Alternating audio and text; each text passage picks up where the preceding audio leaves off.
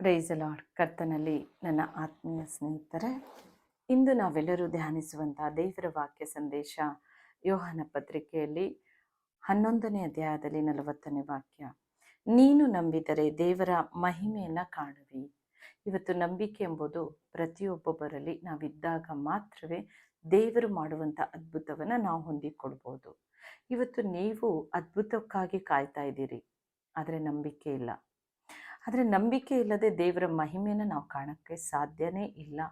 ಅದ್ಭುತಗಳು ನಡೆಯೋಕ್ಕೆ ಸಾಧ್ಯ ಇಲ್ಲ ಪ್ರಿಯರೇ. ದೇವರಲ್ಲಿ ನೀವು ನಂಬಿಕೆ ಎಷ್ಟು ಪ್ರಾರ್ಥನೆ ಮಾಡಿದರೂ ನಿಮ್ಮ ಪ್ರಾರ್ಥನೆಗೆ ಪ್ರತಿಫಲ ಇಲ್ಲ. ನಂಬಿಕೆ ಇಲ್ಲದೆ ದೇವರ ಮಹಿಮೆಯನ್ನು ನಾವು ಕಾಣುವುದಕ್ಕೆ ಸಾಧ್ಯವೇ ಇಲ್ಲ.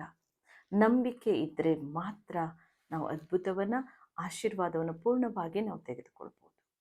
ಹೌದು ಪ್ರಿಯರೇ, ಇವತ್ತು ನೀವೊಂದು ವ್ಯಾಧಿಗೋಸ್ಕರ ತುಂಬ ಚಿಂತಿತರಾಗಿದ್ದೀರಾ, ದುಃಖ ಪಡ್ತಾ ಇದ್ದೀರಿ. ಟ್ಯಾಬ್ಲೆಟ್ಸ್ ನುಂಗಿ ಸಾಕಾಗಿರ್ಬೋದು. ಇದೇ ವೈದ್ಯರು ಹೇಳಿದ್ದಾರೆ, ಇದೇ ಸಜೆಷನು, ಹೀಗೆ ಮಾಡಬೇಕು ನಾನು, ಅದೇ ನೋವಿನಲ್ಲಿ ಚಿಂತಿಸ್ತಾ ಆ ಚಿಂತೆಯಲ್ಲೇ ನೀವು ಜೀವಿತ ಕಳೀತಾ ಇದ್ದೀರಿ. ನಿಮ್ಮನ್ನು ಪರಾಮರಿಸೋರು ಯಾರೂ ಇಲ್ಲದೆ ಅಂಥ ಸ್ಥಿತಿಗತಿಯಲ್ಲಿ ನೀವು ಹಾದು ಹೋಗ್ತಾ ಇದ್ದೀರಿ. ಇದನ್ನು ನೋಡಿದ ಪರಿಶುದ್ಧ ದೇವರು ಈ ದಿನ ಈ ವಾಗ್ದಾನದಿಂದ ಮಾತಾಡ್ತಾ ಇದ್ದಾರೆ. ನೀನು ನಂಬಿದರೆ ದೇವರ ಮಹಿಮೆಯನ್ನು ಕಾಣುವಿ. ಇವತ್ತು ನೀನು ನಂಬಿಕೆ ಇಡು, ನಂಬು, ಆತನಲ್ಲಿ ಅಚಲವಾಗಿ ನಂಬಿಕೆ ಇಡು. ಯಾವುದೋ ಒಂದು ವೈದ್ಯರು ಯಾವುದೋ ಒಂದು ಟ್ಯಾಬ್ಲೆಟ್ಸನ್ನು ತೋರಿಸಿದಾಗ ಅದನ್ನು ನಂಬಿಕೆ ಇಡ್ತೀಯ, ದೇವರ ಮೇಲೆ ನಂಬಿಕೆ ಇಲ್ವಾ? ಏಸಪ್ಪ ನಮಗಾಗಿ ಜೀವ ಕೊಟ್ಟಿದ್ದು, ನಮಗಾಗಿ ಆತನೇ ಬಲಿಯಾಗಿ ಆತನ ಶರೀರದ ಮೇಲೆ 39 ಚಾಟಿ ಏಟನ್ನು ಹೊಂದಿ ಆತನು ನಮ್ಮ ವ್ಯಾಧಿಯನ್ನು ಹೊತ್ತಿದ್ದು, ಆತನು ಪುನರುತ್ಥಾನವಾಗಿ ಜೀವಂತವಾಗಿ ಎದ್ದು ಬಂದಿದ್ದು. ಈ ನಂಬಿಕೆ ನಿನ್ನಲ್ಲಿದ್ದರೆ ಕರ್ತನ ಹಿಂದೆ ನಿನ್ನ ರೋಗವನ್ನು ಸಂಪೂರ್ಣವಾಗಿ ಆತ ಹೊತ್ತು ತೀರಿಸಿದ್ದಾರೆ. ಆತ ಇವತ್ತು ಬಿಡುಗಡೆ ಕೊಡ್ತಾರೆ. ನಂಬಿಕೆ ಇದ್ದರೆ ದೇವರ ಮಹಿಮೆ ಈಗಲೇ ನೀನು ಕಾಣ್ತೀಯ. ನಿನ್ನ ಶರೀರದಲ್ಲಿ ಯಾವ ಅಂಗ ಕೆಲಸ ಮಾಡದೆ ಬಿದ್ದು ಹೋಗ್ತಾ ಇರ್ಬೋದು. ಇದು ಸಾಧ್ಯನೇ ಇಲ್ಲ, ಈ ಅಂಗದಿಂದ ಯಾವ ಕೆಲಸ ನಡೆಯಲ್ಲ, ನನಗೆ ನಡೆಯೋಕ್ಕಾಗ್ತಾನೇ ಇಲ್ವೇ, ಕೈಗಳು ಕೆಲಸ ಮಾಡೋಕ್ಕೂ ಕೈಗಳಿಗೆ ಶಕ್ತಿ ಇಲ್ವಾ, ಇಲ್ಲದೆ ಅದು ನಿರ್ಬಲವಾಗಿದೆ, ಚಿಂತೆ ಮಾಡ್ತಾ ಇದ್ದೀರಾ. ದೇವರು ಅಪರಿಮಿತವಾದ ಶಕ್ತಿಯನ್ನು ಒದಗಿಸುವ ಆತನು.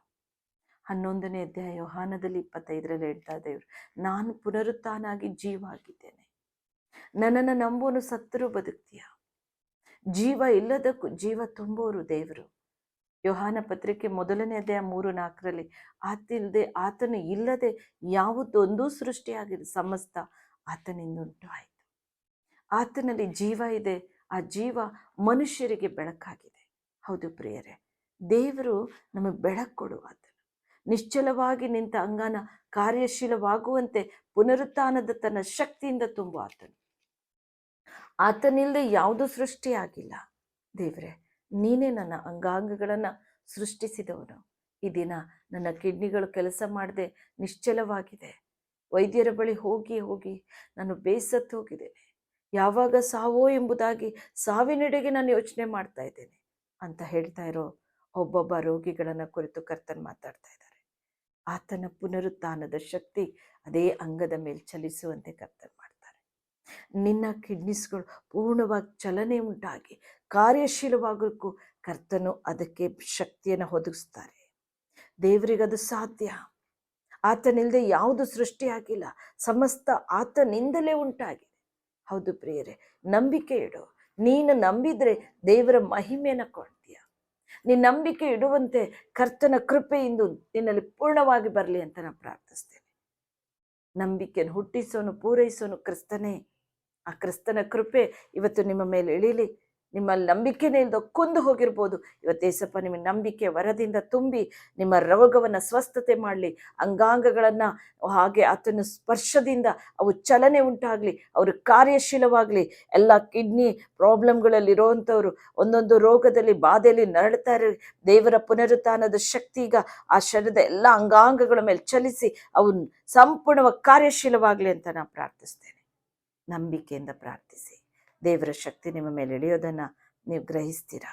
ಪರಿಶುದ್ಧ ಆತ್ಮ ದೇವರೇ, ಅಪ್ಪ ಈಗಲೇ ಅವರ ಶರೀರವನ್ನು ಸ್ಪರ್ಶಿಸು.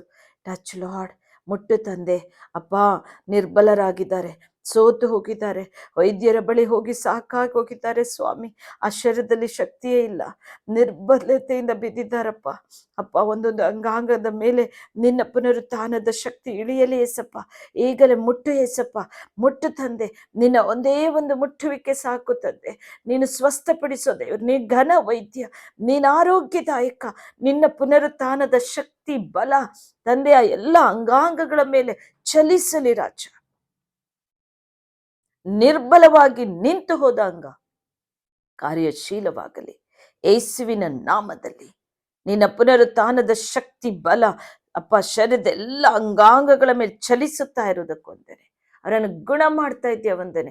ಅವರನ್ನು ಸ್ಪರ್ಶಿಸಿ ಬಿಡುಗಡೆ ಕೊಡ್ತಾ ಇದೆಯಾ ವಂದನೆ ಸ್ವಾಮಿ. ನಿನ್ನ ನಾಮ ಅಲ್ಲಿ ಮಹಿಮೆ ಆಗಲಿ ಅಪ್ಪ. ಯೇಸುವಿನ ನಾಮದಲ್ಲಿ ತಂದೆ ಬಿಡುಗಡೆ ಕಾಣುತ್ತಾ ಇರೋದು ಸ್ತೋತ್ರಪ್ಪ. ನಿನ್ನಲ್ಲಿ ಬೇಡ್ತಾ ಇರೋ ಒಂದೊಂದು ರೋಗಿಗಳನ್ನ ಸ್ಪರ್ಶಿಸಿ ಬಿಡುಗಡೆ ಕೊಡ್ತಾ ಇದೆಯಾ ವಂದನೆ ಕರ್ತನೆ. ನಿನಗೆ ವಂದನೆ ಪ್ರಭು. ನಿನ್ನ ನಾಮಲ್ಲಿ ಮಹಿಮೆ ಆಗಲಿ ಏಸಪ್ಪ. ಜೀವಿಸು ಯೇಸುವಿನ ನಾಮದಲ್ಲಿ ಬೇಡಿಕೊಳ್ಳುತ್ತೇವೆ ತಂದೆ. ಆಮೇನ್. ಆಮೇನ್. ಕರ್ತನು ನಿಮ್ಮನ್ನು ಮುಟ್ಟಿ ಗುಣ ಮಾಡಿದ್ದಾರೆ ಪ್ರಿಯರೇ. ಆತನ ನಂಬಿಕೆ ಇಡು, ಮಹಿಮೆಯನ್ನು ಕಾಣ್ತೀರಾ. ದೇವರ ಅದ್ಭುತ ಶಕ್ತಿ ನಿಮ್ಮ ಮೇಲೆ ಇಳಿಯೋದನ್ನು ಇವತ್ತು ನೀವು ಗ್ರಹಿಸ್ತೀರಾ.